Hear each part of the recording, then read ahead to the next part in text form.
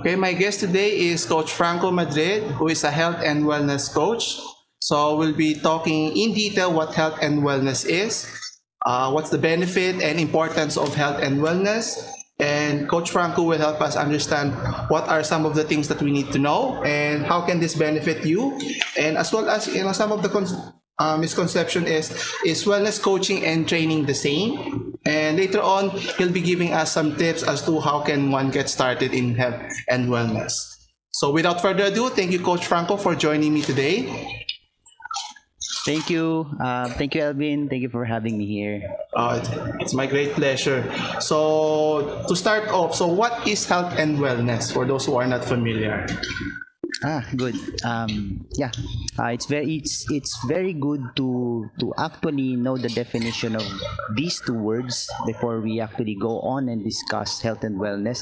No, normally people would use this either together or would interchange the two words. But if we really have to define health and wellness, let's start with health. So health is defined as that state of physical, social, and mental well-being of a person, and that is actually the definition by the World Health Organization.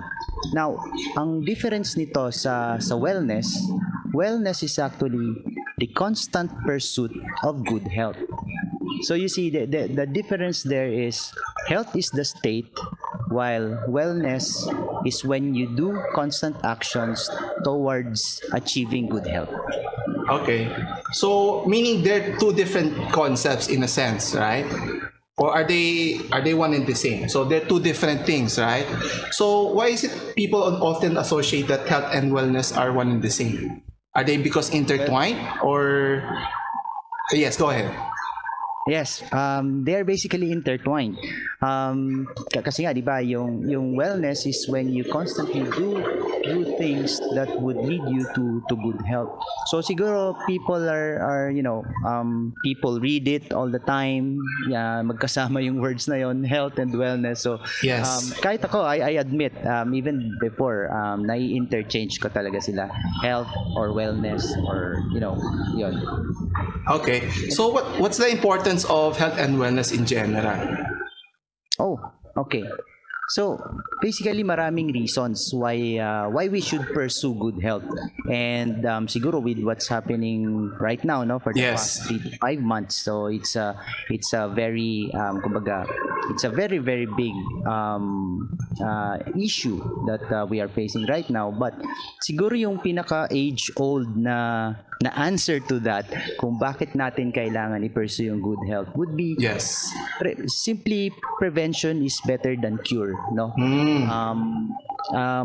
Kumbaga, we always hear this from our parents, no? Or from our grandparents, mga lolo and lola. So why wait na magkaroon pa tayo ng sakit wherein we can probably improve our habits para hindi tayo maging sakitin, di ba? Yes, So tama, basically that's it.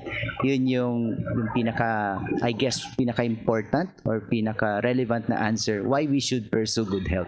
Yeah, I think even more so sa this past few months natin during the pandemic, bawal lang magkasakit is the term I often associate with my students is, rather than waiting in getting sick is why not avoid it in the first place, right? So, Correct. so Yes. if ever people are considering, being conscious about health and wellness, how can one start if that's the case?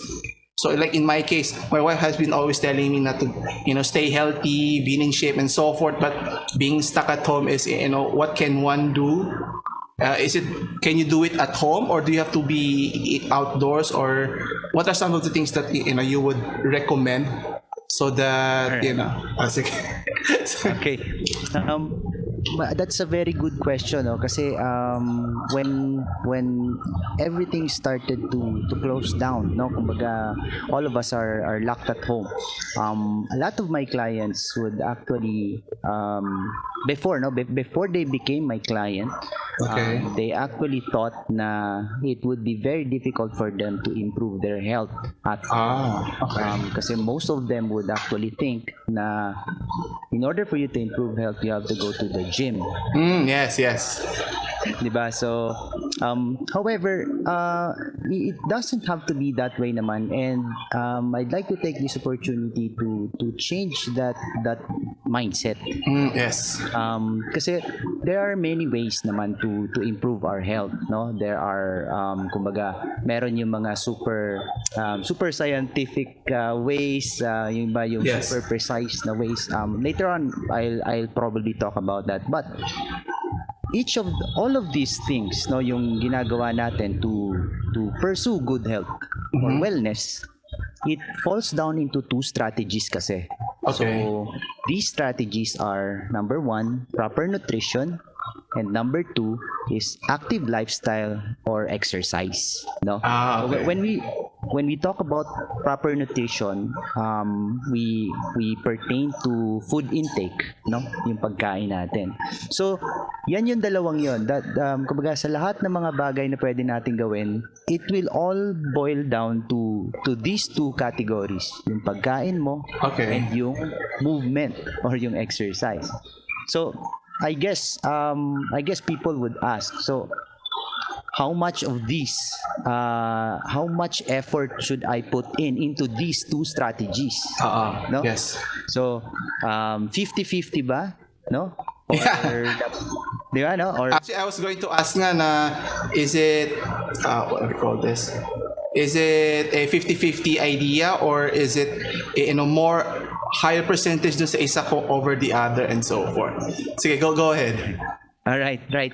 So, ganito yan. So, siguro ang pinakamagandang dapat maintindihan muna dito is they go together, no?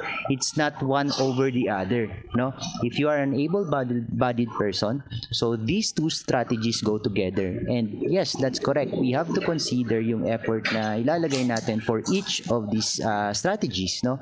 So, if I have to put a number to that, it's 80% for food intake Okay. and 20% for movement or active lifestyle. Really? Yes. And there's a reason to that. And hindi ko rin naman yun inimbento. But in order for us to understand that, probably the easiest way to understand that is to pumunta muna tayo sa typical day ng isang average person, no? Yes. Typical day natin. So, sabihin natin, typical day ko, typical day mo. Okay, so in one day, how many meals ba yung kinakain natin or how many times do we eat? So, probably we have breakfast, Yes. then we have may morning snack tayo. Yeah. And meron lunch, and then Yes. after lunch, syempre magme-merienda pa. Merienda. And then may dinner. And some people would not admit, pero yung iba may mga midnight snack. May sense. Yeah. Diba? So more or less mga 4 to 5 meals in a day. Okay? Now let's talk about exercise naman in a day. So how many exercise sessions can an average person do in one day? I would say safely siguro mga 1 to 2 sessions, no? Okay. If we are going to base this dun sa recommendation ng American Health Association, every day we need to at least have some movement or structured movement na 30 minutes na moderate to vigorous intensity. So these are yung mga jogging, walking, Okay. treadmill, ganon. And then, dapat meron din daw tayong 2 sessions per week. So, per week ito yung kanina Okay. is every day. 30 minutes. Yes. So, when it comes to strength exercises, no, yung pwedeng calisthenics wherein you use your body weight or maglilift ka ng weights, no, dumbbells, kettlebells, ganun. So, pag strength sessions, at least 1 to 2 sessions per week. Okay? So ngayon, if we are going to do both exercise in one day, so I guess mga 1 to 2 sessions of exercise ang pwede natin gawin in a day. Okay. A day. Okay. So ang ibig sabihin nito, if we are going to look at these strategies are as chances to improve our health, meron tayong 5 chances sa proper nutrition, no? Okay. Sa pagkain kasi may 5 meals ka di ba? So meron tayong 5 chances to improve our health from food intake, And then meron tayong 1 to 2 chances of improving our health through exercise in Exercise. one day. Yes. Yes. And practically yung relationship na yon is 80% and 20%. Yes. Okay. So I guess at this point I'd like to say na if you guys are not active right now, kung wala kayong workout, lalo na hindi tayo lumalabas sa Yes. yung mga gym, Kulong tayo eh. yes. Don't feel bad kasi you can actually start improving your health from those 5 meals. Okay. Yeah, so that's probably the simplest answer kung ano bang gagawin natin ngayon. Pwede ba nating ma-improve ang health natin sa bahay? Okay. So based on what you just mentioned here, so it just goes to show na a big chunk of our health is based on what we eat. Right? Yes. More so than the exercise kasi ang connotation that people assume is when you talk of, healthy lifestyle, it's exercise every day, and then, you eat, maybe you starve yourself, yung dieting na that they mentioned, or even fasting na concept, but at the end of the day, kasi minsan counterproductive, right? Because if you fast, kumbaga you deprive yourself of food, then at the end of that, yung ordeal na you tend to eat more, which is counterproductive, and you tend to gain more weight. So it just goes to show talaga na it's a big factor yung nutrition na eating properly, which is, my wife has been telling for so long na, you need to eat proper food and so forth. But it's difficult kasi especially, na once you've, an adult, you've been accustomed to a certain type of food or food groups that you, especially, how do you encourage kids to eat more veggies, more fruits, and so forth na. And even as adults nga ayaw eh. Paano pa? How do you even convince kids? Correct. Yeah. Actually, it's kind of surprising na I never thought it na it's like this na majority is about food talaga at the end of the day. If you eat properly, it can have a major impact. And, kahit na less exercise ka, not necessarily na it's a bad thing.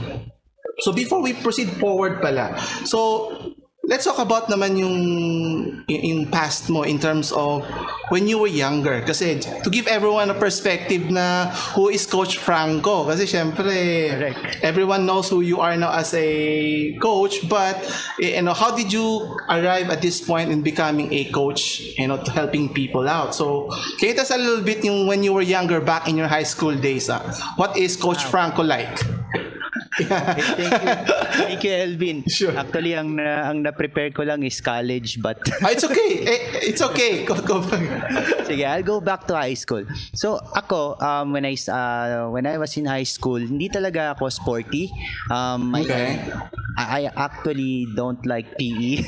Sorry. Okay. Hindi ko gusto yung PE. I am more on the artsy-fartsy side. No? Okay. Yung mga committees na sinasalihan ko before is practically related to design and the arts. No? So while yung mga kasamaan kong lalaki nung high school, nagbabasketball sila, ako nagde-design ako ng gym for the upcoming show. Parang ganun. Okay. So, yun yung activities ko. So, I only began, kumbaga, my first athletic activity was when I was in college. No, when I went to college, that's the first time na na-introduce ako sa sport, Okay. and it was judo. So Wow. I became a varsity, a player for the UPLB judo varsity way back nung college ako. And I wouldn't say naman na very strict yung diet namin and yung trainings. Kumbaga, Okay. Siguro at that time I didn't feel it that way kasi syempre you're young. Yes. So yung vitality and energy mo, so parang everything is normal lang naman. Yeah. Fast paced siya, kumbaga. Yes. Diba? So I would say na I wasn't in a bad shape back then. Yung fighting weight ko before is 83 kilos. Okay. That's about mga 170 pounds, no?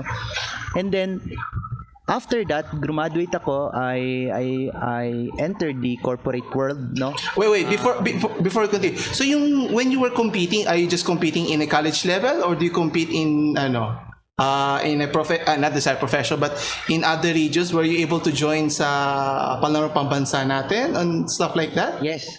Ah, really? Yes, well, syempre, I'm part of the yung varsity, yung team ng school. So, we get to participate to meron kami yung sa South Luzon Mm. na palaro, and then there are others also yung mga invitational na competitions ng ibang teams, no, sometimes let's say UP would organize a tournament, so Okay. invited lahat, Ateneo, UST, everything. Okay. So yun yung level of competition, hindi siya sa school lang, ayun, so Wow. compete. So how did you fare during those times pala? Was UP yung number one sa judo discipline? Nasanay akong balibagin ako. Judo kasi involves a lot of throws, no. So meron ako, I think may medal din ako, bronze, sa open weight category, and then but hindi ako masyadong, paano ba to, hindi naman ako yung super yung pinaka star athlete of the group. But do you still continue do you still do judo? I wish pero hindi na. I judo with my schedule. With my schedule sa work. Okay, but that's very interesting, and not many people are have this background na who's into sports, and in particular in your case, so it's a very impressive background. Judo ako nga, basketball nga, not so much with everything. Anyway, so you were saying, so right after so you went to college and you pursued a degree in agri-economics, right? So what happened there naman? Why did you pursue this particular degree? All right. So, well, basically, ang gusto ko talaga, I would have to be I have to be very honest. Gusto ko talaga fine arts. Really? Yes. Yeah. Nasa design na talaga ako. However, during that time, I was actually enrolled sa UST for fine arts, pero at that time it was very challenging pa yung when it comes to yung money, so masyado mataas yung tuition and all. And then there's UP naman, and kumbaga comfortable ako with UP kasi yung dad ko is from UPLB. Yung sinundan kong sister, yung kapatid ko is also from UPLB, and then my two siblings are from UP Diliman naman. So it's just that yun nga, di ba, yung syempre yung gusto mo, yun muna i-follow mo, supposed to be. So fine arts, and then ayun nga, meron naman akong may naghihintay sa akin, agricultural economics sa UPLB, which I based that naman kasi yung dad ko is agriculture naman. Okay. So it's a very interesting course nga if you think about it. So going back, so you mentioned that you talked about yung experience mo back in college, and then once you graduated, you pursued a corporate career, right? So what happened there? Yes. Okay, so when I started working for when I started to have to earn my own money, so I got exposed to different lifestyle, no. Actually yung first na job ko was medical representative, and basically this is sales, no. So being in sales, you have to entertain your clients, to build rapport and relationship, and on top of that, you also spend time with your colleagues after work, no. So basically, during that time I ate a lot, and as my career grew, yung weight ko also grew. Okay. That is because wala na rin akong physical activity, no. Nag-stop na yung judo kasi that's sa university yun eh. And since hindi talaga ako sporty person, so after that, so parang nawala na din siya, but yung appetite ko hindi tumigil. Ayun. So that resulted in growing up to 240 pounds. Wow. Okay. Ganun. Okay, so that what started it off, yung after that turning point na you looked at yourself na you want to change, how you were and what was happening. Was there anything else that happened when you were, starting to eat more and gain weight? Was there any consequences that you encountered during those times? Yes. So basically, 'di ba? So from 83 kilos, I grew to about pinaka heaviest ko was 120 kilos. Um And then ang worst kasi dun sa case ko or sa circumstance ko back then is hindi ko nakikita yung sarili ko that I need to improve on anything. Yeah. Parang for me it's normal. I'm aging. I'm now in my late 20s tapos naging 30s. Yes. And then I got married. I became a dad. So parang normal to, 'di ba? Parang dad bod nga to eh. Oh, yeah. So parang, di ba, either it's what the society wants us to see, or What's acceptable? lang yes, or yun yung nakasanayan kong kumbaga nakasanayan na nakita ko na ganun nang nangyayari sa mga tumatandang lalaki. Yeah, diba? So actually yung term nila is yung as long as you're happy. 'Di ba? Yun yung term doon. That bad because if you're happy, that everything else doesn't matter, parang ganun. Right? Yes. And hindi ko rin kumbaga hindi ko rin tinitingnan na yun nga tumatanda ako. Parang it's just normal na I reached 30s and everything ganon. But what really happened and what really became my wake-up call was yung close colleague ko back then. This was 2018. Okay. Yung close ko na colleague, basically we eat together, we do the same things at work, no? Kasi basically boss ko siya. So we do the same things except siguro paglabas ng office baka may iba pa siyang lifestyle and all, but basically pareho yung ano namin. So he got called by our maker earlier. Okay. Yun ang nangyari sa kanya. So he had I think he had a stroke. Okay. And ayun, so he got called by our maker. And I said na parang if I will not make a change for myself, baka ganun din ang mangyari sa akin. But hindi naman kaagad na nagano ako. Hindi kaagad na gumawa ako ng changes kasi basically hindi ko alam ang gagawin. Yes. Ano ba yung change na gagawin ko? I don't know. 'Di ba? How can I start? Where do I begin? So it's my wife, yung wife ko, who contacted a wellness coach. So basically doon kasi sa workplace namin, there's this guy na talagang napag-uusapan siya sa office kasi halos lahat ng napapapayat niya talaga. Okay. So my wife contacted him and he was the one who guided me and helped me through dun sa struggles ko. Okay. So basically what I experienced from him, yung support, yung pag-guide, basically kumbaga na feel ko talaga na yung help, no? Okay. Yung bawal to, bawal yan, hindi ganoon eh. Parang more on parang 'di ba, coach, yung mga athletes, yung mga sports coaches, they kumbaga they help the athletes improve on their strengths. Diba? Yes. So yung wellness coach ko was like that. So he analyzed me, tiningnan niya ano yung mga things that are working for me instead of focusing dun sa mga bawal. Okay. So that helped me and kumbaga that helped me held on dun sa goal ko na mag-improve. Wow. And with that support, dun din ako na-inspire na ako I've experienced the change. I've lowered down my weight by 81 pounds. I'm now in my ideal weight right now. Wow.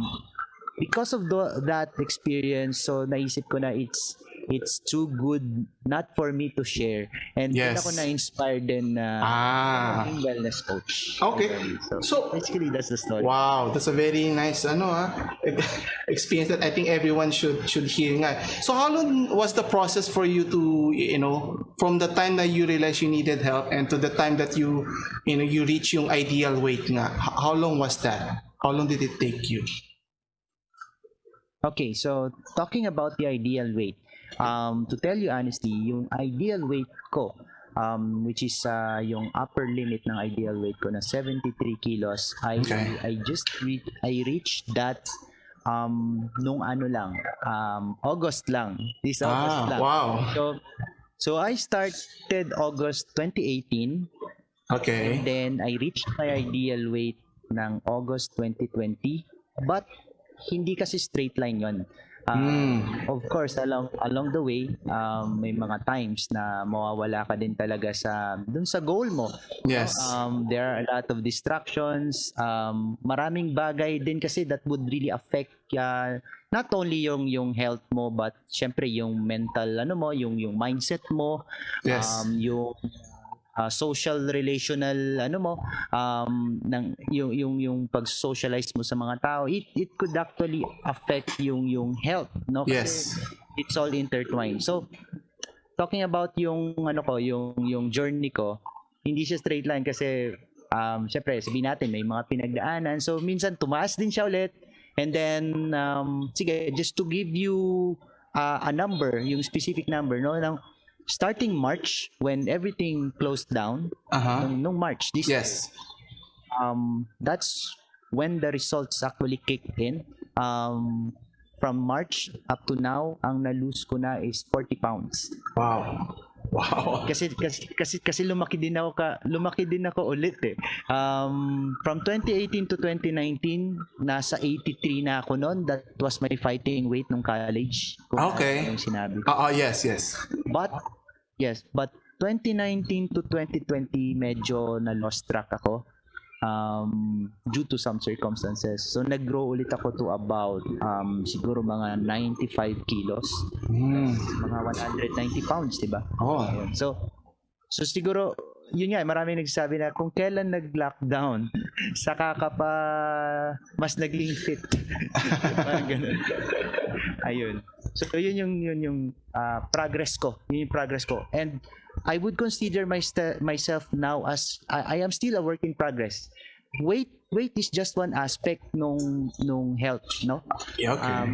But when it comes to health goals, marami kang, kumbaga, it doesn't stop with your weight. You can, once na-reach mo na yung weight mo, you can probably start making yourself stronger. So develop more muscles, not because you want to be a macho, Mr. Universe, yes. but simply to support yung healthy aging, no? You want to protect your bones, no? Kasi pag wala tayong muscles, as we age, magwi-weaken yung bones, di ba? Yan, yung mga ganun. So I'm still a work in progress. Okay. So in terms of your experience, what were some of the problems that you encountered that, I'm sure many people have gone through the process na, like you mentioned na, you had a goal, then you try to reach it, and then it goes back down again, and then you have to go back up and reach that goal again. What was the main hurdle, and how were you able to overcome it? Okay, this is still talking about me now. Yes. Yung process of, gaining and losing weight over time. Yes. Well, ganito kasi yun. So, like I said, maraming factors that would really affect us. And for me, ang nangyari is, siguro probably it's related to work, and probably there's a factor din syempre sa household or probably sa family and everything, no? So siguro yung pressure ng life. So pressure of life. Yes. Gusto mong lumaki ng maayos yung anak mo. Yes. Gusto mong maging maganda yung relationship niyo sa bahay and everything. Yes. So work naman, you want to do well. Yes, to please everyone. Yes. So minsan we think of these things as hiwa-hiwalay, but everything is intertwined. So And normally, well, in my case, it took a toll on my physique again. Okay. Particularly on my weight. So, syempre, parang food is the only refuge. Yeah. Di ba? Ganun. Tama, tama. Kaya nga parang yung misnomer na when they say na when you're sad, you eat up a pint of ice cream, and that's never healthy. 'Di ba? And sometimes during my class I tell students, 'di ba, sabi nila, "Do you want to eat Häagen-Dazs?" Sabi ko, meron naman just Selecta lang, it's cheaper pa. Right? I mean, it's the same, it's ice cream, but obviously I'm not a health wellness coach at that time, but the idea is ang daming alternatives nga when you're sad. You try to replace food as a alternate, and it's never always a good case. Actually, even my case na like you mentioned, yung midnight snacks, parang naging regular meal na siya every day kasi you tend to stay up late if you have work, you have a lot of responsibilities, and like you mentioned, yung stress especially with our changing environment. People are adapting in different ways. So, with technology, people are able to buy their food online, and they go to your doorstep rather than ikaw lalabas na, used to be you have to go to the corner and buy, let's say, bibili ka ng Jollibee and stuff. No, hindi. No, you order. One click away, then food is at your doorstep, which is, convenient in a way, but in a sense, not healthy then, and so forth. So parang everything going together is, has advantages, but also has its downsides. Yes, correct. So in your case nga, so how were you able to overcome yung mga difficulties na I'm sure everyone will be in the same boat as you are when they want to start, focusing on their health and wellness. How were you able to overcome those difficulties? Okay, for me it's ganito yan. For me, you have to want it for yourself. Okay. Yes, I guess that's the very very first one na kailangang ma-fulfill na circumstance para talagang magkaroon ka ng lasting change for your life, by improving your health. So you have to want it. Ako kasi yun nga, I lost track, pero I've already experienced yung benefits ng being kumbaga yung habits na maganda yung food choices, everything, but I admit there will come a time na yung rational self mo would be clouded by emotional things. Gusto mo lang i-reward yung sarili mo instantly, like ice cream, di ba? Yes. And hindi lang siya it's not just based on emotions, but may science kasi talaga siya. Yes. Di ba yung ice cream, chocolates, and yung mga masasarap, since pag natikman natin siya, sobrang ganda ng experience, hindi lang nasa yung experience mismo na from being stressed tapos biglang bibigyan ka ng sobrang masarap na food. Yes. So yung experience na yon, yung body mo nagpo-produce ng dopamine, which yes. Di ba? It's a hormone. It carries over Yeah, yes. Tama. And it becomes addictive. So your mind and your body would want, kumbaga nag-anchor na yung mind and body mo to that. Yes. So you look for that again. So yes. Sabi nga nila, dopamine is responsible then for addiction to illegal substances. Yes. And there are other things then. So it's the same with food, no? So ako, di ba, sabi mo nga, how did I paano ko ginawa? So I still want it for myself. Although yun nga, nangingibabaw yung emotional stuff. Yes. Over the rational stuff. So anong nangyari, siguro it was just fate. So nag-usap kami ulit ng coach ko, but not necessarily dahil I'm reaching out for help. So kasi we've become friends na din. So Coach Aljon. So sabi niya, "Oh bro, gusto mo ba tulungan kita ulit? Pero lang, magre-report ka lang sa akin ng weight mo every Monday."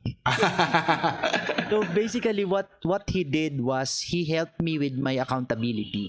Diba? Yes. So not necessarily to teach me again, kasi alam niya, equipped na ako noon alam ko na yung mga gagawin, alam ko na yung mga mas magandang kainin kaysa sa iba, but ang kailangan ko lang is accountability, to be responsible. That's about, yeah. Ayun. So every Monday nagre-report ako. Syempre nakakahiya. Yeah, actually it's a big deal that you mentioned yung being responsible kasi it's difficult for many people, even for myself, that you had to admit first to yourself that there's something wrong before you can even start to change it. Kasi that's the biggest hurdle that I see even for myself na keep telling myself, sige, I'll try to be healthy starting, maybe next year or typically yung start of the new year, but it never happens. Until such a turning point, every January, Chinese New Year nga, ganun pa din, right? It didn't change, right? But you're waiting for that, tipping point. But hopefully we don't get to that point. But in my case, kasi ang excuse ko na I used to play basketball often. So meron akong exercise, kahit na I didn't eat as much healthy food as I would like to. But with now, wala, everything's amiss eh. Not eating right, there's no exercise. Well, mas healthy pa nga si Mrs. kaysa sa akin eh. Siya yung best student mo ko if you were to siya yung best example. So ako yung total Dapat ang coach mo. Yes. Ang problema hindi niya ako ma-convince. And she does this every day. Like you mentioned na it's a commitment to yourself na you really want to do it. It's not because of anyone else. And she's accountable na when we got married and we had kids, twins and all, na she was heavier than me at that time. And she committed herself to improve herself na not just for me but for herself talaga. And she reaps the benefit and now she's always telling me na now I can wear my old clothes. Diba? That's a big big change na it's an accomplishment altogether eh. So something something to be proud of on its own, right? And I think a lot of people could benefit from that experience. Kaya when other people talk to her, when she tells that, parang di sila niniwala na she had twins, na this was her experience all those times and so forth. Correct. Anyway, so I'm glad. yes, go ahead. Sorry. Na-mention mo yung, di ba, before may basketball ka. Yes. And then, ngayon, natigil. So, siguro I'd like to take this opportunity to mention something about yung physical activity. If you remember kanina yung na-mention ko na 80% proper nutrition and 20% na exercise. Yes. Some people would ask, pwede bang i-adjust yon? Kasi ako, active naman ako. Yes. Pwede bang mas less yung sa nutrition? Like, for example, I could eat anything. Di ba? Yes. Yes. So, ang answer ko dyan is, they can actually do it naman. No, they have the freedom to do so. But it actually depends. It depends kasi sa'yo kasi ganito yan. Sige, increase natin yung exercise mo as far as your body can allow it. Di ba, no? May mga taong super active talaga every day, 10 kilometers, 20 kilometers na tinatakbo. But let me just tell you, no, when we age, yung physical activity natin also goes down, no? Syempre, pag nag-age tayo, yung mga physical capabilities natin bumababa yon. Yes. Now, if we do not prepare for that time, no, hindi ka kumain kumbaga, hindi mo prioritize yung proper nutrition, pagdating dun sa point na hindi ka na malakas, di ba? Paano yun? You would dun ka lang mag-start to have that big change on yes. Diba? So yun lang yung sinasabi ko sa kanila na, 'di ba? Pagdating mo doon, saka ka lang magbabago. Can you actually do you think you can handle that Yes. change? Let's say for example 70 years old ka na, tapos saka ka lang kakain ng healthy. Yes. Na. Parang hirap na nun. Actually, parang yung analogy ngayon like sa, having your own brand new car na, ginagamit mo siya ng sagad-sagad. Siyempre, for the first 5 years, everything's okay. But 10 years later, 20 years later, if you neglect it, you don't properly maintain your vehicle, it will break down easily. Meaning, one problem will lead to another, to the point na everything is breaking down. Kaya isa kasi ang reasoning ko is to myself na in terms of exercise, I play basketball but I manage yung play style. Kasi it used to be when you're younger, you can jump, run, push people and so forth, right? Kasi you can recover quickly, right? But as the years goes by, jogging, parang it's like yung ano lang, exercise na you jogging back and forth, sprinting up and down. You take a shot, but yun na yung ipa-drive sa to the hole. No more. Kasi you don't want to mistime your jump, and then you hit someone, you get a sprained ankle or worse, a knee problem, yung mga ganun. So yeah, so you have to be think smartly din eh. Sabi ko, for me it's just more on for recreational sports na lang to get yourself in shape, not more so yung parang wannabe professional player of sorts. Actually, which makes a lot of sense. So, meaning to say that yung combination ng exercise and nutrients could change. Na meaning, let's say if you're younger, you can do more exercise and maybe less, I won't say less nutrients, but the percentage is different yung niya. One is higher than the other. That's allowable naman. Yeah, they ask that, and they can probably do that, pero I'd still advise to, if you decided to start now, no, regardless of your age, yes, yun na yung sundin mo, yung 80% proper nutrition, 20% exercise. So that's kasi yes, kasi that would set you for life, even if you age. Yes, actually. It's a lifestyle change na rin in a sense eh. Yes. Okay. Correct. And the way I see it nga, it has to be gradual din eh. Cannot be forced na parang you used to be na you eat unhealthy food most of the time, then all of a sudden you want to shift it. Parang sa dieting na concept eh. Diba you're depriving yourself na yung some of the people tend to do is yung they eat healthy foods during the weekday, then weekend, para may cheat day sila of sorts. So, you can get away some of the time, but, if it's not in moderation na din, it has an adverse effect then on your body, right? And correct. It's a difficult nga, like you mentioned nga, kasi the way you discuss nga yung health and wellness is a holistic approach na it's not just yung physical and mental, but it's everything around us, kasi like you mentioned, work environment affects us all, even yung not how we interact socially and environmentally has a big factor, and I think that's many of us don't realize that. Kaya inisip nila pag sayong healthy, correct, it's just eating right. Ang problema, there's a lot of factors goes, when you go out with your family, pag kumain yung family mo ng mga unhealthy food, alam ka, di ka sasama. Diba? So parang may peer pressure then in a sense, yeah. So, correct. Continuing with health and wellness. So, what is the difference between a health and wellness coach like you are and versus a trainer? Kasi parang they have similar goals in a sense. They do similar things, but how are they different in your perspective? All right. Thank you for that question. And yeah, ganito kasi yan. Dun sa among the helping profession, no, yung mga profession that provide support. Yes. There's a difference, no. Let's discuss muna yung let's say personal trainer, yung sports coach, and okay, probably yung fitness instructors. Ayan. So when it comes to health, no, like I said, maraming aspects kasi yan. There's based on definition, there's physical, there's mental, and there's social well-being, di ba? So these are the three. Although there are a lot more, no? Merong environmental, basically the things around you that affects your decisions towards health, and then merong existential. Existential is more on how you regard yourself as having purpose. Yes. Diba? And then there's also emotional. So yung emotional is how you express yourself, no, or how you accept yung things na thrown at you, no, by people.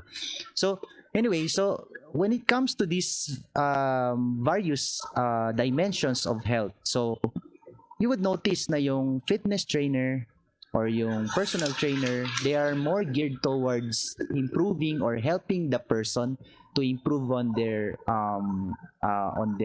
physique or physical capabilities through exercise. Okay. These are more on workouts, no? And then sports coaches naman, syempre it depends din on their sports, no, on the sport, no? So sports coaches would focus on, let's say, basketball, would focus on let's say judo, no? Yes. And then these people can actually integrate the other aspects of health, no? For example, as a basketball coach, mag-a-advise din siya ng general nutrition, no? Si personal trainer, mag-a-advise din siya ng general nutrition. Probably mag-set siya ng guide na eat more proteins or add more carbs para hindi ka mawala ng energy. Okay. So yun, kumbaga itong mga professions na to minsan nag-intertwine din, no? Now let's talk about yung mga dietitians and mga nutritionists.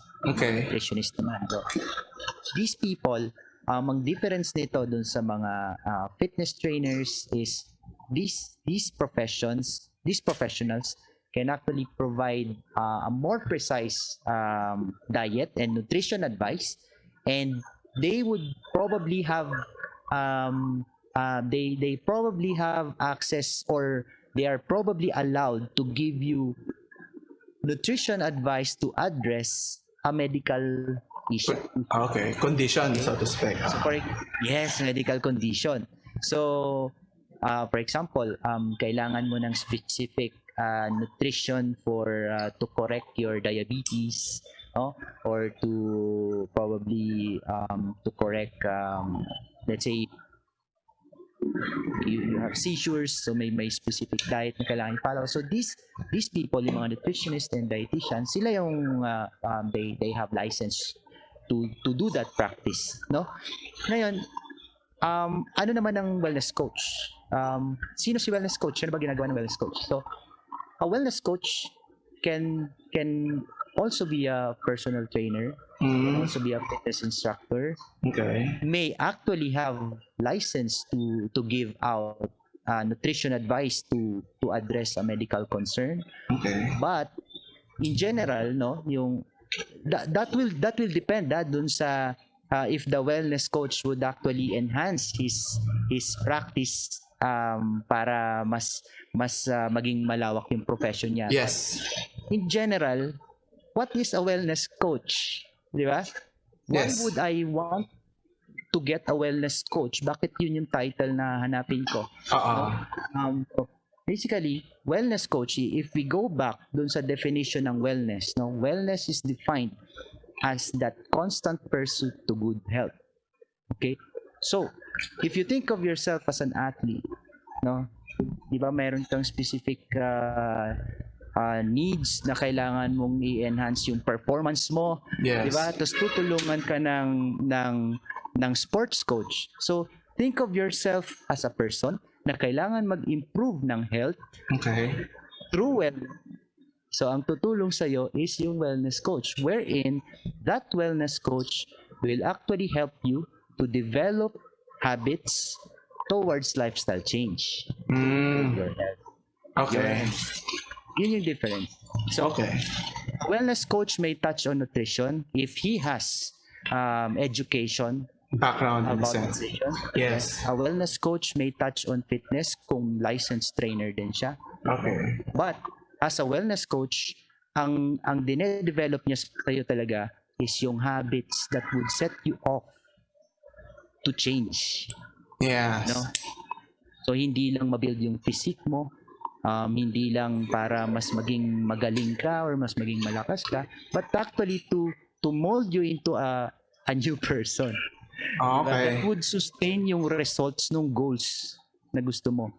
Diba? So, di ba na-mention mo kanina yung mga diets, people would go on diets, no? Yes. And then when they reach their goal, hindi na nila alam yung next. What's next after that? Yeah. And then they go back to their old ways kasi na-reach ko na yung diet ko, yung weight ko. So I ate sweets again. So yun.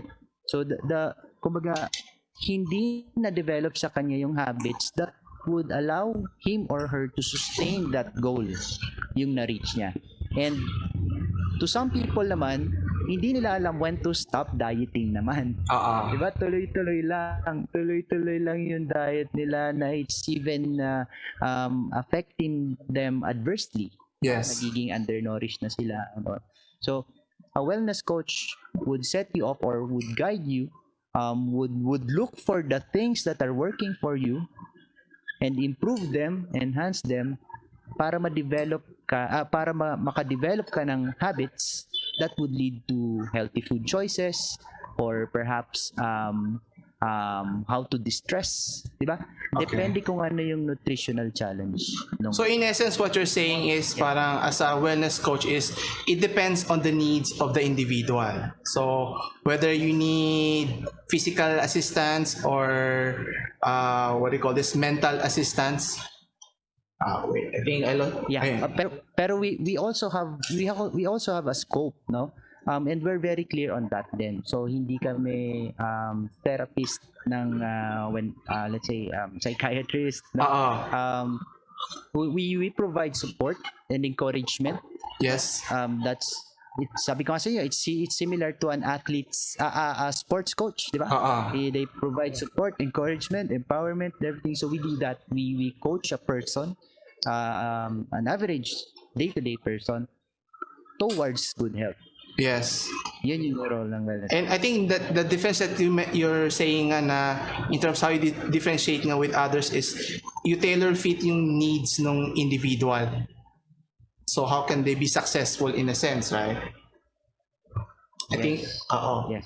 Okay, so what are the tips nga? So for example, if I want to start in this path na I want to be healthy, well-rounded in a sense, what should be my starting point? Like you mentioned nga, di ba, na the person has to really want it first and has to accept accountability or responsibility so that the change can have a long-lasting effect. Kasi nga, like you mentioned, parang sa diet, yung yo-yo diet na sometimes you get there, sometimes you don't, and it's not a formula for success eh.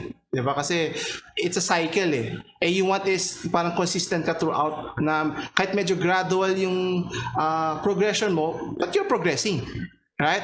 Whether it takes you a month, 6 months, a year, or 2 years, or even more, as long as you get to that point, right? Which is, I think, the main point of being healthy. Because at the end of the day, we want to live longer, spend more time with our family, with our loved ones, and so forth. So no amount of exercise, will get you to that point. Kasi if your body breaks down, you'll get sick. So what tips would you provide na how can people get started? All right. So siguro ang pinaka takeaway siguro yung if you guys are taking down notes, no, yung mga listeners natin right now. So yung advice ko kanina, no, we get 5 meals in a day. We have 5 meals in a day, and then we have 1 to 2 sessions of exercise in a day. So it's just mindset, no? Don't feel bad kung hindi kayo active right now, kung hindi kayo nag-exercise right now. Yes. Don't feel bad. A lot of people would actually, resort to, di bale na, bahala na si Batman kasi hindi sila makapag-exercise. Wherein, they can actually start improving their meals, no? So, sabihin na natin, ganito, you don't actually have to jump from where you are right now towards the most ideal state of health. Okay. Hindi naman kailangan ganun eh. It takes time, no? So ito yung mga kailangan sigurong isipin. First is you have to want it, di ba? Yes. You have to want it muna. Are you ready? Are you willing? Yes. Di ba? Are you ready? Are you willing to improve on your health? No? So that's number 1. Number 2 is you have to know that change is really hard. It's hard. Yes, diba? tama. Nasa comfort zone tayo. So change is really hard, but that's okay. The fact that you've already considered that you want to change, you should already be rewarding yourself. Diba? Yes. You deserve a pat on the shoulder or on the back. Back. Kasi nag-decide ka na na you want it. Okay? So, change is hard, but that's okay dahil you don't have to jump from where you are right now dun sa pinaka-ideal na circumstance. And wala naman talagang perfect na state eh. You just have to be better than what you are right now. Yes. Diba? So, if you think right now na parang ano talaga ako, sedentary, just be better the next day. So you can probably have more trips sa kitchen to drink your water kasi you really need to drink water naman, 'di ba? So yung extra walking activity from your desk towards dun sa ref para kumuha ng water, that's already a better version of yourself. Okay? Yes. So in line with that, I have to say na apart from wanting it yourself, apart from accepting that change is difficult, you have to have a growth mindset. So what is a growth mindset? Growth mindset is wherein you yearn for a better version of yourself, not like yung na-mention natin kanina. And when we have that growth mindset, we think of things and everything na gagawin natin supports what we want and it leads us to positivity, to a positive mindset din. Okay? So ang opposite kasi nito is some people would actually engage in, let's say, diet or would engage in let's say training or fasting pa nga eh. Fasting, thinking na kasi naging pabaya ako eh. Kaya tuloy ako ngayon, nagda-diet tuloy ako. In fact, maririnig mo yan, no? For example, may nakita kang kaibigan na konting-konti lang kinakain niya. Tanungin mo siya, "O pare, bakit konti lang kinakain mo?" Yung tono niya, from the tone of his voice, he would say, "Diet kasi ako." Diba? Parang, why are you sad? You're actually trying to improve yourself. Yeah. So, growth mindset. Diba? Growth mindset. Be glad that you're trying to improve yourself. Diba? When people think it like it's a punishment rather than a reward. Yes. Hindi siya sustainable. Yes. Hindi siya magiging sustainable. Diba? So, change is hard, but always think of it as your first step to improve yourself. Yes. So, yun yung siguro yung tips ko. When it comes to mindset. Okay. But, how do we get started? Aside from dun sa sinabi nating 80 and 20%, di ba? Meron tayong 80 and 20%. So, they can probably start with that. But, there are fundamental practices na pwede nating simulan na ngayon para ma-improve yung health natin. So, these are very simple lang. Again, change is hard, but if you take consistent action, no, parang sports. At first, hindi ka naman marunong basketball. Yes. And then you start to probably progress. study ball handling. No, magdi-dribble ka muna, and then would try to walk habang nagdi-dribble, run habang nagdi-dribble. Of course, pa-practice mo rin yung shooting, but you never become a good basketball player ng overnight. Yes. Okay? So, if you guys want to improve on your health, you can probably start with these basic things, okay? So, number 1 is to be mindful when you're eating. Mindful, and you can probably start eating slower than how you eat your food right now. No, there's no finite gauge naman to say na that's the correct way to eat. That's slow, that's speed. Hindi. So kung ano yung normal pace mo ng pagkain, yung pagmuya, yung paglunok, yung paggabol, no? Yes. Just be slower. Okay. Just be slower. So, be mindful, be slower. So if for the longest time hindi mo na namamalayan, no, for example, kain ka ng pizza and after a while ubos na, no, kung for the longest time ganun ka kumain, so you can probably start noticing yung lasa ng cheese, lasa ng pepperoni, di ba? Okay. How did the tomato sauce blended with the bread? Okay. Mas masarap pala yung bread na to kaysa dun sa bread ng isang brand ng pizza. Nakakatawa, no? Pizza yung example ko. Yeah, but question anyway, is, so, why slower? What's the goal here? Why do you want to parang savor the eating process, right? Which is, I think everyone could enjoy. But what's the benefit of eating slower apart from, enjoying the different nuances of, the food that we're eating? Of eating. Yes. Yes, okay. So, if you think about it, no, eating is very simple. It's a very primal activity. Yes. Yes. Yung mga ninuno natin talagang, well, it's a crucial part of development and it's Survival. It's a Yeah, activity. survival. So, ngayon, sa times natin ngayon, no, eating, there's a lot more to eating than just the activity, no. Eating can be a social activity. Yes. In fact, we foster sa culture natin, we foster yung eating together. Yes. Diba? So all these things, no, like na mention ko kanina, health is not just physical. Health is not just the food that enters our body. Yes. Health is everything actually. So if you eat slowly, and then if you eat with, let's say, a family member, if you enjoy the activity of eating, Yes. you enjoy that, it would actually give you an effect dun sa social aspect, Yes. and dun sa mental aspect ng health mo. Yes. But if we have to go to the science of slow eating, yung satisfaction, yung signal ng satisfaction, it reaches our brain after 20 minutes. Okay. Now, if you want to gain weight, the hack is actually to eat fast. Okay.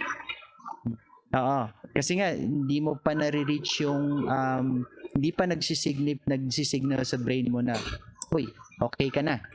Satisfied ka na. So, if you eat more, before reaching 20 minutes, so chances are, yun nga, mag-gain weight ka. But Okay. if your goal is to lose weight, eat slowly and enjoy your food. And chances are, ito yung magiging natural way na yung body mo and your mind mo would allow you to practice moderation. So going back nga, like you mentioned, now it's starting to make sense nga why eating slower has a significant or positive impact nga in eating habits na yung scientific part nga, like you mentioned, yung delay of satisfaction, and yung activity nga, kaya nga yung social aspects is we don't do that often nowadays, yung eating with the whole family kasi everyone has their own lives. One is chatting in their phone, chatting in their computer, Yes. watching TV, watching Netflix, all of those things. Ang daming distractions. So, people are not congregating anymore. Diba? It used to be, pagka mealtime, it's a big deal. Now, you have to wait pag may birthday celebration or a anniversary and so forth before people congregate and start talking. Kaya, in a big party, diba? Typically in a wedding setup, why people stay 1, 2, or even 3 hours, during mealtime, right? Because they're talking to one another, they're sharing stories and so forth. So, yung food is left parang, why even bother eating? I'm enjoying myself. So, yeah, it makes sense nga. So, it's a big, I don't know, for me, a revelation na for people to know and appreciate that, it's one of the tips that, I think a lot of people could benefit. Kaya pala yung youngest ko, it's very fast and tends to eat more. Kasi nga yung satisfaction of not being full, he tends to want to eat more. So at least I can tell him na, anak, you need to slow down a bit. And food is aplenty. We don't have to worry that much. Ako rin yung daughter ko, ganun din. Sabi ko, it's not a race. Yes, and that's the first. I think I lost you again sa audio. I think I lost you sa audio. Can you see your mic? Ayan. Ayan. I got you again. Ayan. Shall I continue? Yes, yun. Ayan. So that's the first one. Yung eat mindfully and eat slowly. And then the next one would be to choose food wisely. Okay, so a lot of people would get intimidated by this idea. But Yes. again, like I said, you don't have to make drastic changes on your diet, no? A lot of people kasi sa media would actually feed us with images of salads, Yes. lettuce, tomatoes, pag sinabing healthy. No, but basically you just have to choose a better quality of food from what you eat right now. So sige, sabihin natin mahilig ka sa meat, Meat, no? yeah. And Pork. yeah, for example, and then what kind of meat, no? Let's say sabihin natin spam or sabihin natin corned beef, no? So Yes. mga lahat processed. So sige, since you love meat, how about we go for let's say grilled pork, or let's say for example nilagang baka. Diba? So you can probably go towards that, and then siguro kung hindi sila kumakain ng gulay, siguro naman merong isang gulay na kahit papaano kinakain niya, no? Yes. So we can we can probably start from there. For example, ang kinakain niya lang is sayote. Sige, then we can probably have more of sayote in your diet, diba? So you don't have to jump kaagad doon sa hindi na tayo kakain ng spam and everything. Kasi syempre if you do that, hindi siya sustainable kasi parang Overwhelming. It's overwhelming. It's like telling a person na kung tamad ka ngayon, dapat bukas masipag ka na. Yes, all of a sudden. Yeah. Yes. So choosing food wisely, the act of choosing food wisely takes time din naman. So just move, just be better every day. Okay. Next would be move your body. People get intimidated or probably when we say workout or exercise, may apprehension na yung mga tao. Yes. Would you believe that? Yes. Yeah, would you agree, no? Parang Yes. mag-exercise ka, parang exercise, di ba? Kasi yung misconception nila when you talk of exercise, yung nga, typically nasa gym, you're working out, you're lifting weights with the trainer and so forth. Parang it's a very, laborious. You have to put an effort. Especially now with the pandemic, parang how can I go out? Parang you always have excuses na what's stopping you from doing it. Yeah, di ba? Parang, I have to pay, money is difficult nowadays. So parang, why do I still spend monthly costs and everything? So parang it accumulates. So parang, what's my excuse to not, do that? Yes. So go ahead. Correct. Ayan, so, but if you think of it as movement, no, if you refer to it as movement, sige, I just have to be clear, no, exercise and workouts are considered as structured movements. But technically, every movement counts naman. Okay. So, naalala mo yung example ko kanina na you probably need to have to stand up more from your desk. Yes. You've been working from on your desk the whole day, so Yes. you can probably have more trips to the kitchen to get water. That's movement. Yes. That will already form that part, yung 20% ng active lifestyle mo. Yes. Okay, so probably you can in the morning you can probably do some stretching. So alam mo yun, don't be scared. If you're scared of the term workout or exercise, then think of it as movement. So just move your body Yes. more often. Actually nga, I think there's a misconception of what exercise means, na you don't be fixed na ka lang stationary. So you have to move around, especially kahit na when you're at home, you can go from one place to another, go up a flight of stairs. And like you mentioned nga, you from one room to another, that's already considered an exercise in itself. Correct. Actually, I think yung Fitbit is a technology na that counts how many steps. It's a very simple technology. Yes. But syempre, yung reward system na uy, I made 10,000 steps today. Di ba? Something like that. Parang, I'm just at home. Di ba? But it's still movement, like you mentioned. And I think people don't understand na, every little movement that you do counts a lot in your totality, in your wellness. That's right. Correct. So, ayan. So, next step would be get fresh sunlight, no, fresh air and sunlight. Okay.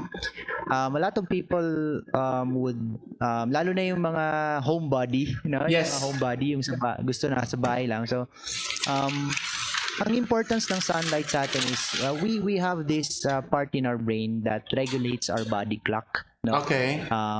It's called the suprachiasmatic nucleus. I hope I'm correct. So that part of the brain is highly sensitive to light. Yes, Okay. yes. So upon waking up in the morning, no, if you get sunlight, that would actually perk you up Yes. for the day. Yes. For the day.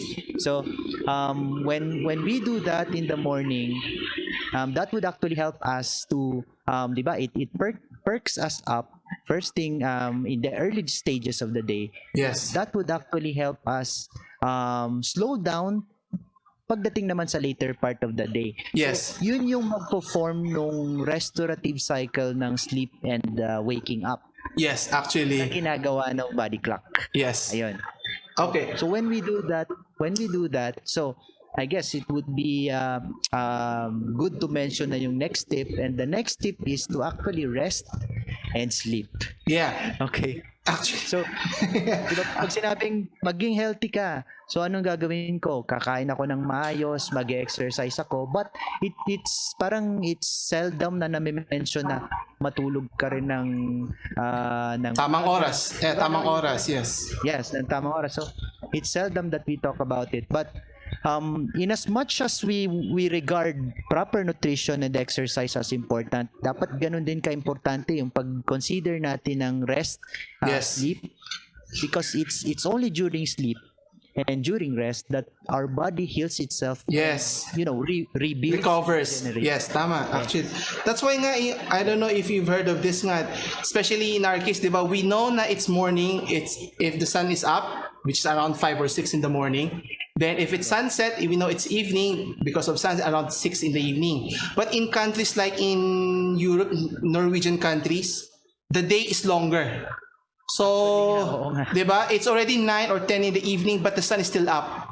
So they have a different depth perception in terms of their cycle. That's why their countries are more susceptible to, being more depressed and even more I see. suicidal. It's because of that kasi nga, Studies talagang ganun. yeah, there's no sense of, when should we wake up? Normally, first time when I went to Canada, it's already 7 in the evening, but there's still sunlight. May araw pa. Diba? Here, diba, it tells us, it's dinner, you're supposed to rest. There, it's still up and up. Should I go out? Parang ganon. And then it's 7 in the morning, it's still dark. Sabi ko, should I go back to sleep? Or something like that. So, it has it can play tricks on your body. So, your body is adjusting depending on what's your surrounding, which it makes total sense na, if you don't sleep well, get enough hours of sleep, and actually I was going to ask you, what's your recommended number of hours? Is it typically the 8 hours that people are hearing, or, as an adult, can you just sleep with just 4 or 5 hours? As long as it's good 4 or 5 hours na good sleep, or it has to be fixed na it has to be 8 hours of sleep? All right. So that's a very good question. Depends kasi sa age, no? Okay. Ito yung kumbaga yung recommended number of hours of sleep, no? So for children, this is for young children hanggang 13 years old. Okay. It's about I think 8 to 11 hours sila. Okay. And pagdating sa teens naman, that would be 7 to 10 hours. No, Okay. for teens is hanggang 17 years old yan. Pagdating sa adults naman, this is 18 to 64 years old. Adults is 7 to 9 Okay. hours of sleep. Okay. And then for the elderly naman is 7 to 8 hours, yung 65 years old pataas. But Okay. it actually depends din dun sa tao, no? Kumbaga, if you're going to allow yourself na matulog ka lang talaga, no? Yes. Kumbaga, holding other factors constant. Yes, no? Walang yes. mga factors that would affect you. Yes. Tutulog ka lang naturally, no? If you're already energized let's say sige, ang pag-usapan natin is yung adults, no? Yung adults, Yes. 7 to 9 hours of sleep, no? Yes. If you're already energized after 7 hours, so that's already okay. Or for example, ako I have to tell you na 6 hours is good for me. Pero pag magpas ako ng 7 hours, let's say maging 7 hours, medyo Yes. lagi siya. Yeah, actually, yun nga yung question ko, which is, what is the ideal number of hours? Kasi nga, for some, let's say, after 5 hours, you feel refreshed. Actually, there's the term yung power nap, right? During the day, some would, Yes. some can do it, like I can, if I need to rest, just 30 minutes. Even though it's a long day, if I get the 30 minutes, for the rest of the day, I'm good. So parang sabi ko, if you're talking of sleeping cycle, kasi some, stays up late, then wakes up early. So meaning, is that bad in a sense? But they can do it over long periods of time. Na they just need 4 hours of good sleep. So apart from everything else, everything constant na you eat healthy, everything else is health constant. So is the number of hours of sleep important? But like you mentioned, 7 hours kasi, with our changing lifestyle, even though we're enclosed in our homes, we tend to do a lot of things at home. Multitasking tayo eh. Right? Especially for kids, with the students that I deal with, they like to do a lot of stuff, and I am sure they don't get a lot of sleep out of it. Right? Especially when you're at home. Correct. So, siguro ganito, talking about sleep, no.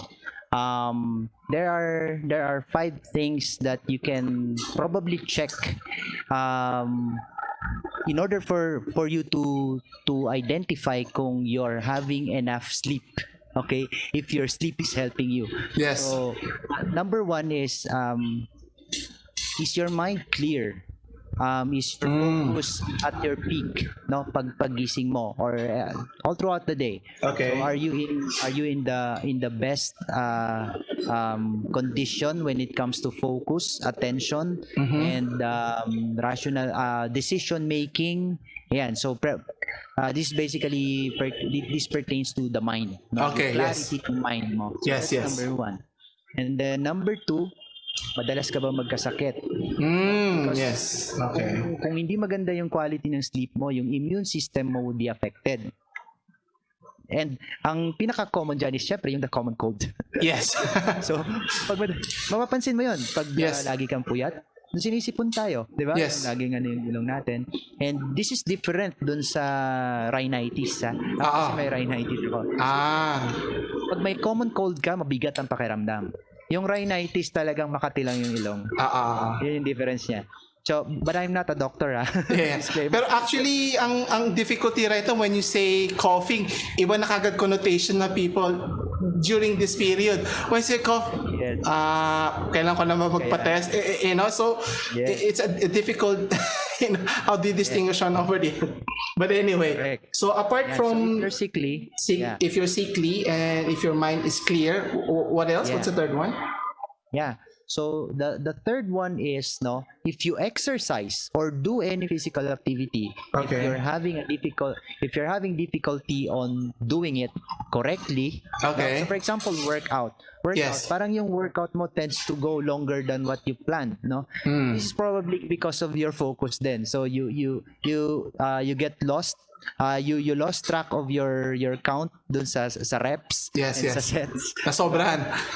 Yeah, and basically wala ka ring energy or endurance and even motivation to do it, no? So that's another one. And then next would be if you're struggling with your weight.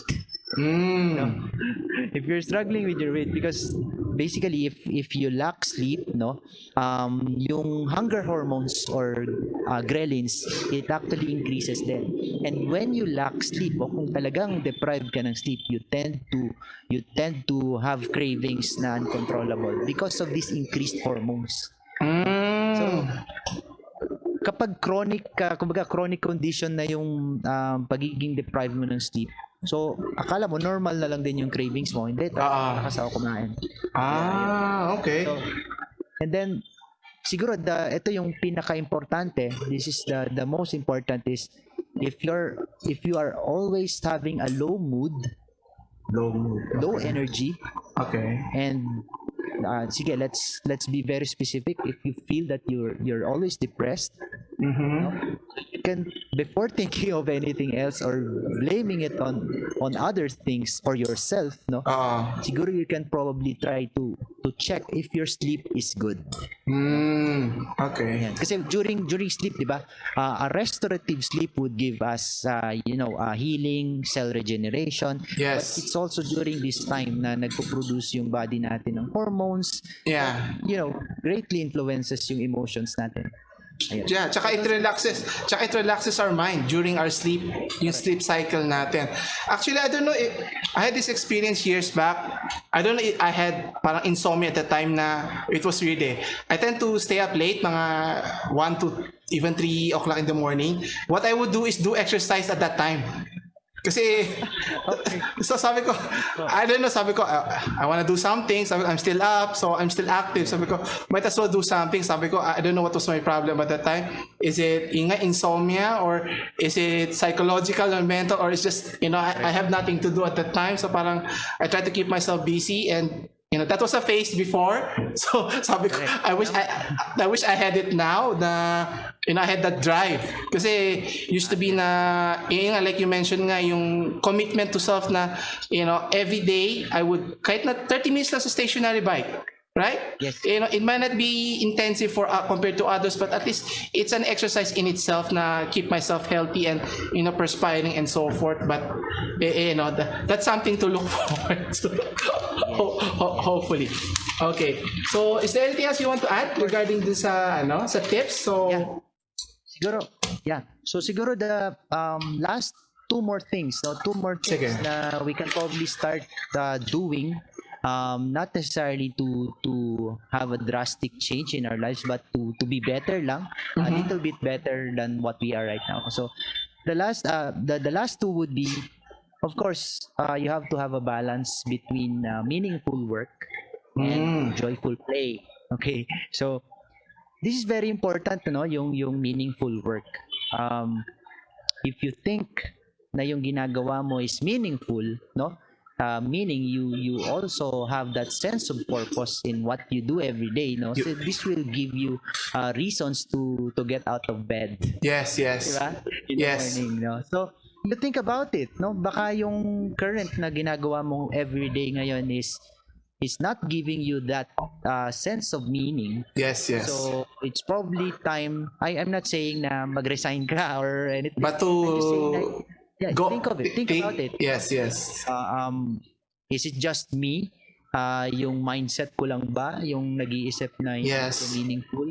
Or probably talagang hindi siya aligned dun sa values ko, sa principles ko. Yes. So, pero syempre, before you change, magano ka muna. Pag-isipan mo, have a game plan, and take action. Yes. So, meaningful work.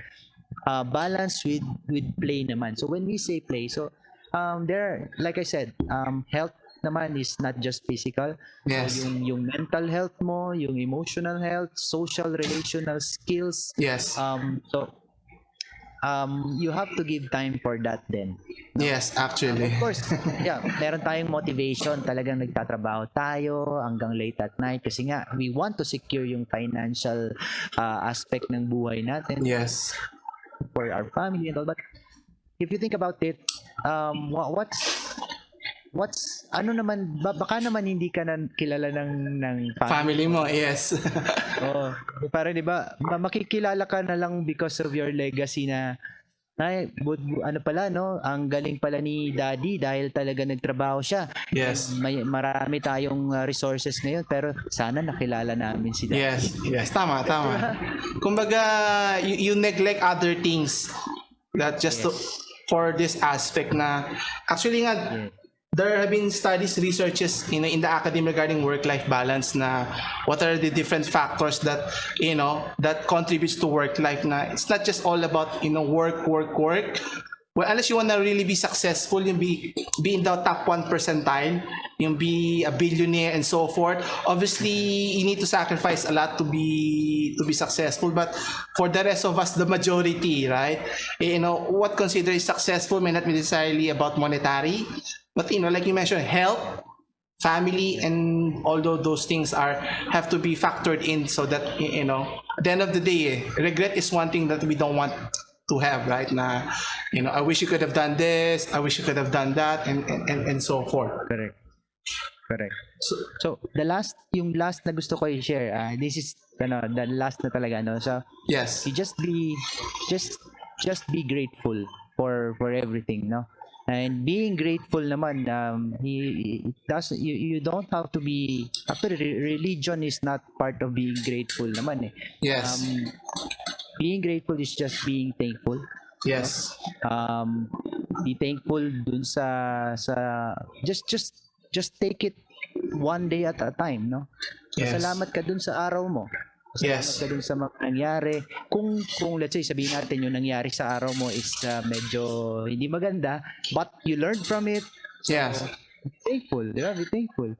And then probably you'll be more excited to look forward dun sa next day na if you'll get the chance to wake up pa. Yes, actually. Yeah, actually.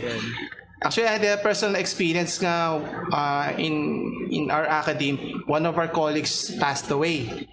And it just goes to show na time is so fleeting, right? Na Correct. you do what you want to do, what you can in this time frame. You don't know. Like what happened kay Kobe Bryant, right? He's the same age as me. So for all of his success and everything, Yes. his time came, and then what?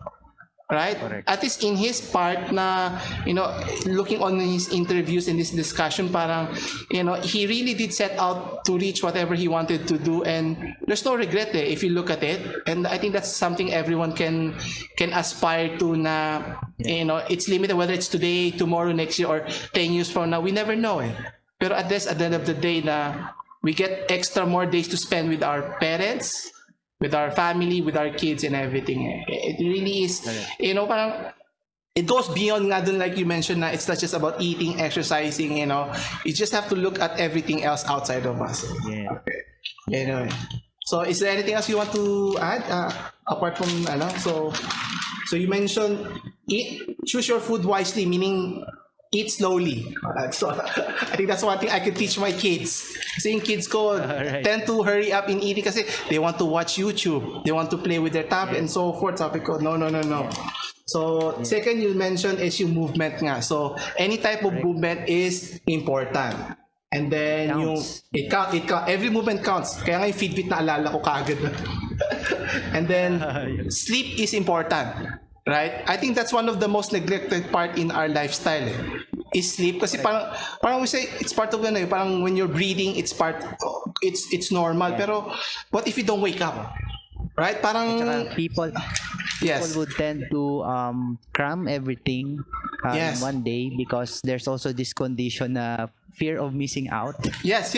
Yeah, tama. Ayan. Or the extreme naman is yung sa may bukas pa naman. Which is not a good way of looking at it. Yes. So opposite extremes naman sila. And then you mentioned nga is another part is yung work-life balance. I think yung balance is the key. Kasi too much of everything is bad, right? I mean, kahit na you focus too much on nutrition, no exercise, it's difficult. And then finally, yung be thankful. So it's a blessing nga in a sense, right? Okay. Is there anything else na we haven't discussed today? We've covered most of it. Siguro last lang is it's okay naman. Like for example, no, you wanted that change for yourself, and it's not actually bad naman to reach out for help. So that is why we are here naman, yung mga katulad ko kasama ko sa profession. So kumbaga everyone is accustomed to it na din naman, di ba? We enroll in yoga classes, yes, we enroll in meditation classes.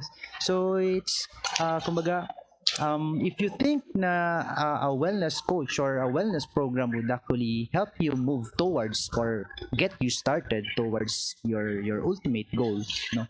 So yun it's not bad to actually reach out for help. Ayan. And is there a best time to start? The best time to start would actually be I would like to say right now. Tama. Okay. Yes. But it depends on your readiness, your willingness, and yun nga, yung actually mindset mo that you really wanted this na for yourself. Yes. Kasi if kami wellness coaches would not dictate na bawal yan or ito ang gawin mo. Yes. Kasi ang coaches will just help you. When we say help you, ibig sabihin nun, ikaw yung nangunguna sa mga gagawin mo. Okay. Tinutulungan ka ng coach, no? So coach will not, we will not wala kaming latigo para i-whip ka to force you to follow you instruction. Yeah. Okay. At saka I think best time to start would probably now. Yeah. Okay, I think yung misconception nga na parang yun nga, it's a very stringent process. Na you have to do this, step 1, step 2 na. Kasi if people think about it like that, parang they try to stay away from it na from day 1 pa. Parang like how you go about, when you exercise in a gym.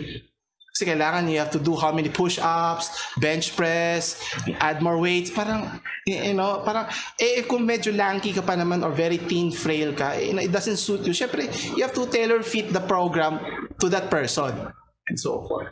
Anyway, so if people are interested to, go in this path, how can people get in touch with you? Okay.